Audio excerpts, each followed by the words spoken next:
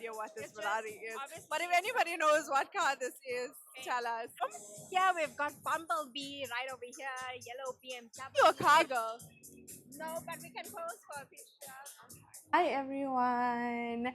It's been a while, but we are so excited to get back and to produce content for you guys. Yes. If you're returning, hello and welcome, and thank you for being with us. And if you are new, this will be the first video that you probably would come across on our YouTube. So we basically had a little bit of an unplanned Hiatus. Is that how you say it? Hiatus? an unplanned need to pivot.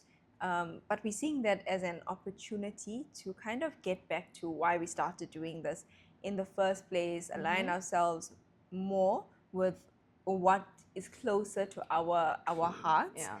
Also, Also align ourselves with our actual values and how we see the world versus just having a little bit of a chat and some fun, you know? yeah, it was a nice little learning curve. I think we tend to live by the motto that you live and you learn, and we have lived and we have learned. And yeah, you're going to see something a little bit different from us. Yeah. So today we are taking applications for Justine because she's in her single era now. So we just wanted to open this up to everyone. I'm just joking. We just want to offer some much needed advice to how to handle singleness and how to enjoy singleness. I don't think that singleness is a curse. And at the same time, as we said, I don't think marriage is a goal. These are all life events, and I think being single is a life event as well. Being single is a life event, and you might think, say, if you've been in a relationship, or you might see relationships and you might think being single or being on your own is lonely. It doesn't have to be lonely. It all depends. True, it doesn't need to be. It doesn't like need this. to be. It Like what you do don't mean? need Like this. No, I mean like you don't need to be like a little gremlin in a house all No. tucked away and oh the light burns me. You can enjoy life. You can enjoy Yeah. life. And I think more and more you're seeing now that people are choosing to stay single and just to enjoy life. And then if you decide to be in a relationship and pursue something, it shouldn't be so that you're not lonely anymore. Yeah. It should be because you're ready for it. I think relationships are over glorified in media, movies, and social media. So it overly depicts that you need this, you have to have this, and that your relationship should only look this one way. It's unrealistic. And you are seeing a few people. There's 9 billion of us on this planet. You are seeing such few numbers of people in relationships, and it's just kind of being pushed down your throat. But when you actually look at the benefits of being single, it's like, wow, you can actually form your entire being first before pouring into someone else. 100%. And you have these different phases of lives. Being single when you are in school is different to being single when you're in college, and then when you start working. And for me now, like in the late 20s, it's completely different. I don't even know, what does dating look like? Like I haven't think dated for being years. single in your 20s and in your adulthood is the most character developing and pivotal point. I think that, for example, a lot of people get into relationships early, and then you end up having to kind of, whether you like it or not, grow with the person and build your personality that way instead of figuring out who you are. Now I'm at this point where I'm figuring out who I am. And you, well, thankfully, you've always been a very independent solo dater, so you've also got to figure yourself out. But regardless of when you're in a relationship, it's almost impossible to really figure yourself out. Yes. It's very hard. Because you're not pouring 100% into yourself. And not that it's a bad thing. It's just, it's two different journeys. Yeah. When you're growing on your own compared to when you're growing with somebody. And when you're growing with somebody, I feel like you kind of end up meshing together in a way, because it's one relationship personality, right? It's not and you'll kind of merge into a certain type of a person. So it doesn't have to be bad, but obviously it looks different. Yeah. And I think in like heterosexual relationships, right, it's a man is so different, a woman is so different. So personalities, how you grow, what you need, very different. So when you are single, and I think you choose to just focus on yourself, and singleness is not how am I preparing myself for dating. Singleness is how am I falling in love with myself, how am I learning about myself, you know. not every season of singleness says, okay, I need to better myself to be a wife or a girlfriend. It's like there's just so much more to life than those things. And I think with us, once I've started traveling, like I started to realize, oh my God, there's so much out there. And not people, but there's just so much of exploration. And right now, when you're not tied down in the sense of you're not married, you are able to really go out there and not meet people, but you're able to go out there and experience different things, different cultures, Yes. without maybe owing someone an explanation. I think. And you learn a lot about yourself when you Yeah. face new environments and new Yes. experiences. You might think you are a level headed person, you might think you're a patient person until you put yourself in a situation where that is tested. Yeah. And then you really learn about yourself, you really grow. It can be quite a up and down kind of a journey. But what we must remember is everyone, you're not the only person who'll be going through things like that. We're not the only people who, when we look at ourselves, have things that we don't like or want to work on or things that we absolutely love. Everyone is kind of going through the same and similar experiences in life. I think sometimes we over criticize ourselves and put very high standards and pressure on ourselves to be perfect, to have it all together or have it all figured out.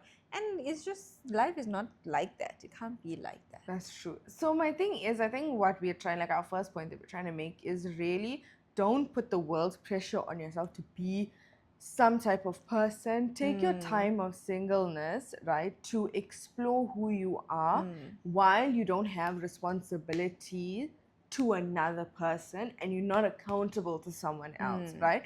Explore you and understand who you are, what you like, what are your genuine interests, what is your genuine personality versus your customer service personality.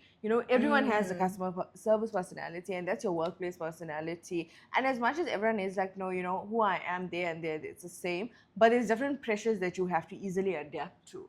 So I think first point, you need to be able to self-explore without the pressures of outside forces in order to really learn who you are and what standard of living you want for yourself.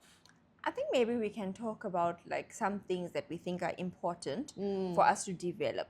Okay, so for me, one thing is a very strong sense of self and a very sure and like self-security, basically. Yes, and just knowing who you are, because your character and your fundamental beliefs and just things that you know make you should not change no matter the environment you're in. Maybe you're not comfortable in this setting, and that I'm not talking about that, but just who you are, your beliefs, and that you're not just a person who kind of goes with the wind and goes wherever the waves are taking them. You must be so sure of yourself, so confident in your beliefs. If there is anything that in your life you question and you're not 100% sure of, look into those things. That's true. Like, really look into those things. Am I really this person? Why do I believe this? Why do I not believe this? Why do I disagree that's with this? a good point. Don't inherit. Don't inherit Beliefs from- personality or don't inherit beliefs, traditions that you yourself don't identify with. And the second thing I think you need to do is to make sure that you as a person are fulfilled and that you are whole.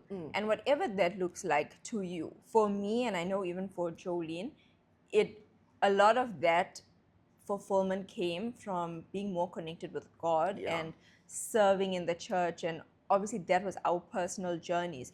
But as an individual, you need to be fulfilled, because if you look for fulfillment from somebody else, it puts a very impossible kind of standard on that person, because they are never going to be able to meet the standards that, for example, that God met for us. How can a man, a girl, a friend, anyone meet certain things that you are lacking? Because they themselves have their own standards and problems and life happening. And you'd find that you might be too reliant on them to fuel your self-worth, and then that's when that imbalance comes. I think. Third point, I think, is having accountability. Yeah, and what that that's looks very like, important. for example, with us, it's like Jolene and I would chat, and we have our mom and dad, we're all quite close and open in terms of conversation. And as a person, you cannot have this view that you are always right, that everything that you do is right, you can do no wrong, and your view is always the best view.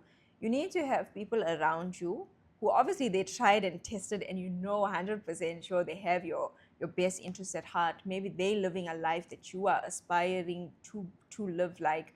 And when you're unsure about something, or when you just want to kind of have a review, kind of audit, a kind of audit of your life and what's happening. You have chats with these people, and Jolene doesn't hold back in telling me when I think that when she thinks that I'm doing something wrong, and vice versa. And then you have to be someone who is able to receive that feedback, not think that everyone who gives you any kind of criticism or viewpoint that's attacking you. different is attacking you. Then I think it's important to solo date. Might seem like, why are we so out of our comfort zones? This kind of goes hand in hand with what we were saying about kind of investing in yourself and pursuing hobbies.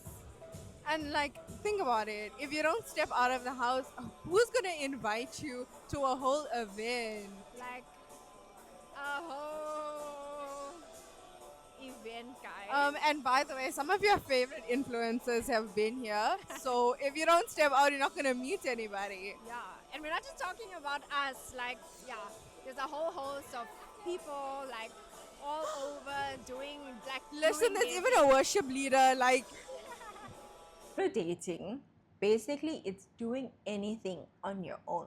What is a hobby? What is something that you enjoy? What is something that you can do that just gives you a little bit of joy? Sometimes we have to find those little joys in our day or in our week that can keep us going. So solo dating is you can solo date at home. Does it look like I'm gonna light a candle, read a book, do a little review because that kind of fuels me?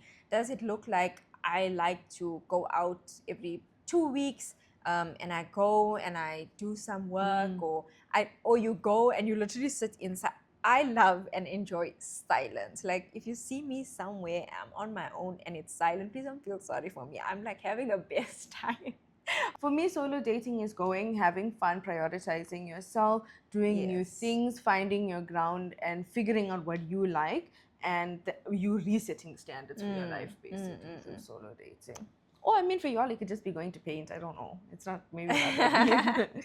It's literally whatever you enjoy. Again, you're not doing it to please anybody. Loneliness is, I'm not saying it's made up as in it's not valid, like it's valid. But I think with loneliness, you can try your best if you are able to do something. I think there's a difference in like loneliness in singleness and then loneliness in like, I don't have family around. Like saying the loneliness that you can do something about, basically, But also see if you get involved in your church, and we don't mean serve the church, we mean serve in your church, you actually will end up not being lonely because you'll meet so many people around you, proven that you are in a church that abides by the values of Christ, actually, You'll end up meeting a lot of people and you'll speak to a lot of people, you'll have purpose.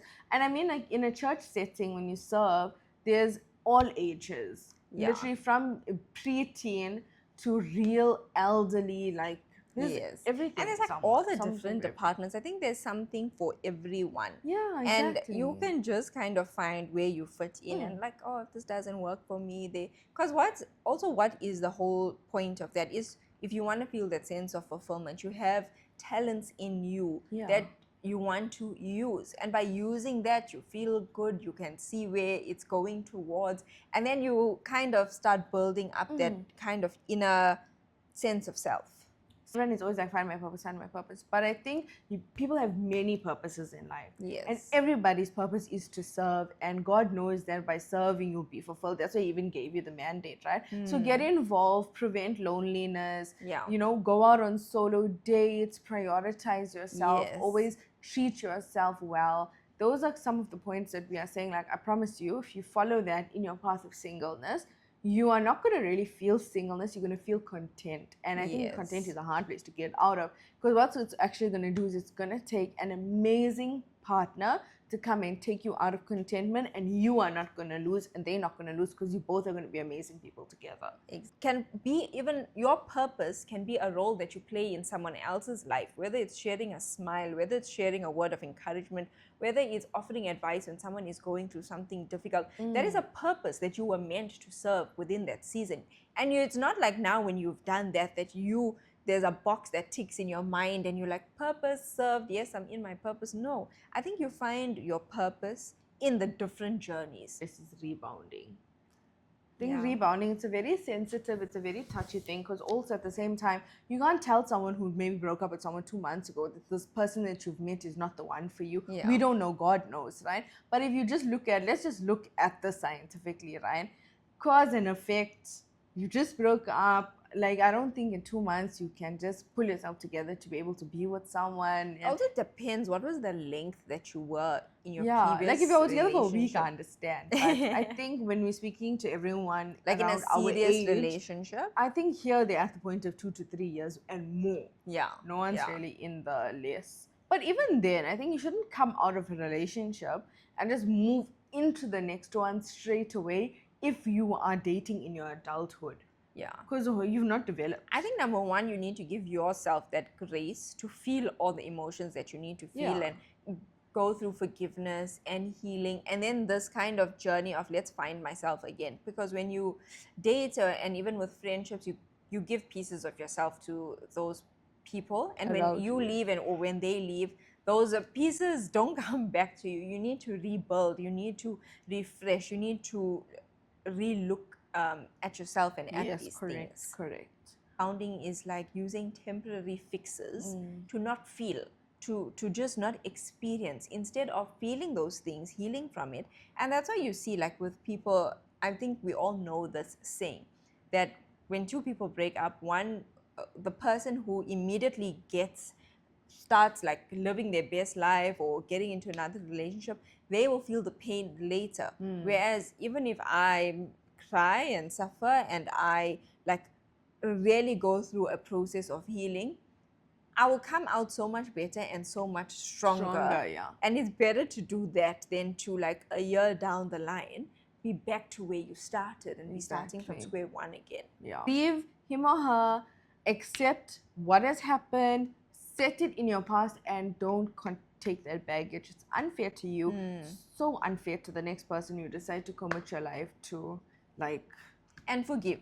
and forgive them. Forgiveness, sometimes people say, why should I forgive them? They don't deserve it. Forgiveness is not for them.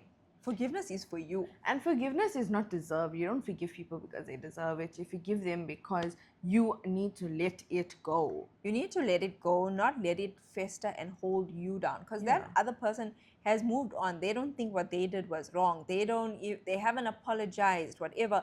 Doesn't matter. You forgive so that you're not carrying an unnecessary weight on your life. And when you forgive and you let go and you let God take over, that's all that you need. You don't need an apology. You just need to decide for yourself that I know that I'm worth more. I know that I took accountability and I apologized. And if you're not finding joy with someone, you know what? Forgive them. And forgiving someone doesn't mean that you accept their actions or you tolerate it. I'm not going to forgive you and now we back together like best friends. You don't even need to necessarily share space with them. I forgive you. You can forgive and you can move on. You don't need to be like, I forgive you, but let's do this again, or I forgive you and let's be friends again. You don't need that. You just need to say, Lord, from the bottom of my heart, I forgive this person and release them into your hands. You promise that you're not going to take like revenge and such things. Forgiving is just surrendering to God. So move on in life, and especially with being single, you need to accept that you're not going to get the answers you want. A lot of the time relationships end because of maybe he ghosted you or she ghosted you. Maybe things got really bitter, irreconcilable differences, but it's like things got so bitter, you can't find your footing with someone. Relationship ended because of that.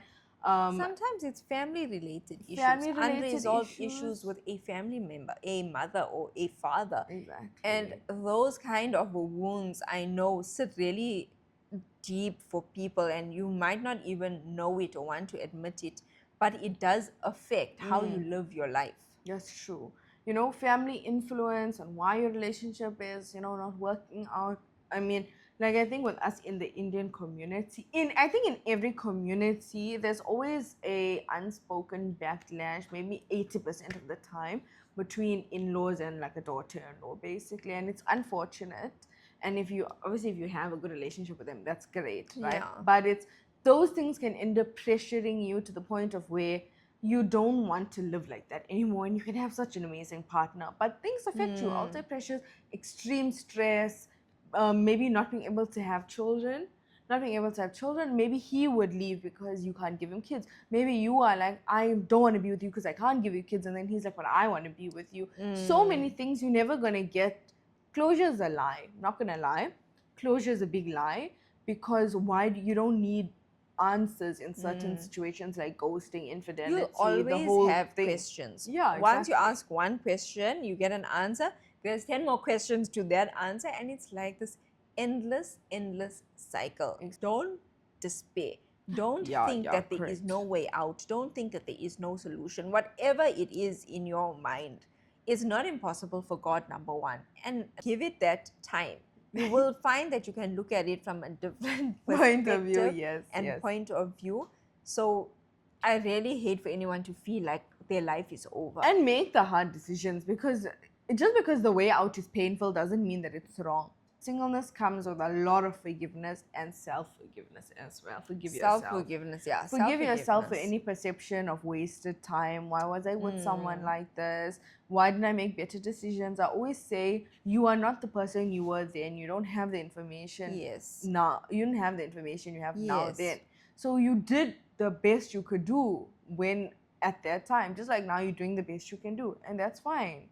It's better to leave someone, even if you have only a year left to live, and you live happy in that 1 year, than living to the end of your life with people or somebody making you miserable. Yeah, 100%. It's just not worth it. 100%. Not worth it. I think, like, in short, if something is not serving you, don't let it continue to bring you down. Yes, correct. You will never reach your potential. You will never find that happiness that we so desperately, all of us, are Want trying and to need, reach. yeah.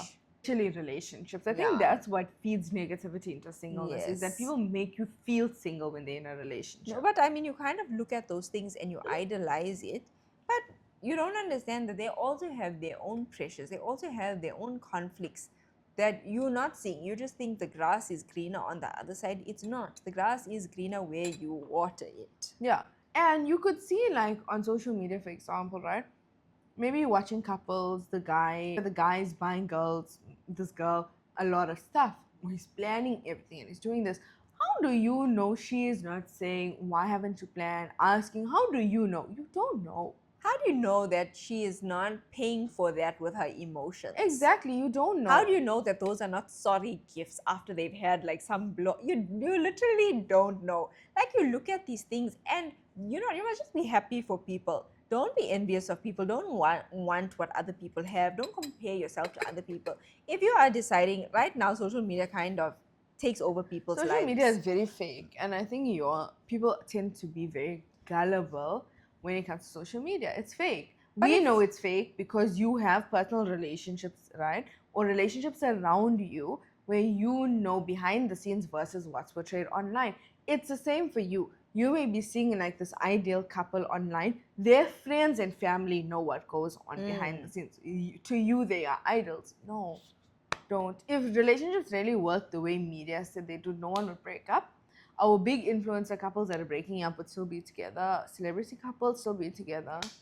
Yeah, and I think you just have to, as much as we want to be given grace, you need to give grace to other people as well. The people Exactly. who you cross paths with every day, your colleagues, friends, families, they're going through their own things. When you cross paths with someone, you don't know what they've just experienced. When you are single, you can Yeah. pour into your family and you can find, you know what, because as you grow up, your parents, if you have healthy relationships with your family, your parents shift from being, because they don't feel the need to be responsible for your actions. Yeah. Once you become an adult, and my Yeah. parents know and trust that we will make the right decisions to the best of our ability. So they're not like, oh my gosh, always stressed. No, now it's you're able to have that relationship with them. You might actually realize when you get older, and if you are single and you're able to spend extra time with your family, that your parents are actually cool and they have their own personalities and they have their own like interests, and that's how we built a relationship with our parents. Transparency, consistency, and giving them the time. It's hard when you're in a relationship to Being single like a pro. Pour into yourself. Enjoy your life. Enjoy this phase and time of your life. Be self-secure. Be Learn self-secure. to be self-secure. Take yourself down a journey of self-securement, if that's a word. Don't chase a singular purpose. Find fulfillment in many purposes and recognize that your life and your season of singleness has purpose. Don't rebound. For the Lord's sake, please don't rebound. That man, that woman, they're not worth it. Yes. You need to, as I'm saying, if you've done all of this for, you won't rebound. But if you're skipping this for, you're going to rebound. So Forgiveness. Forgive. The biggest thing, and I think it falls within the top 3. Forgive yourself. Don't blame yourself, and forgive those around you and let them go. Honestly, forgive and let go. And we said forgiveness is not linear. You don't pray about it once and it's gone forever. Every time you have a bitter thought, every time you wish bad upon someone mentally, it's natural when someone has done you dirty, right? What do? I'm sorry, Lord. I forgive them. I release them. Boom. Remember, God looks at your intent, doesn't look at anything else. So if He's like, she has a heart of repentance and wanting good for someone, and it's human nature, He'll do the rest, right? Forgiveness. Solo dating, very important. Accountability. Having accountability partners, especially if you want to start being better. Have people you trust around you, keep you accountable. Like, have you gone out any time? Have you taken care of yourself anytime? I think that's important. Yeah. Okay, goodbye, guys. Bye now. Bye. Bye. Okay, bye.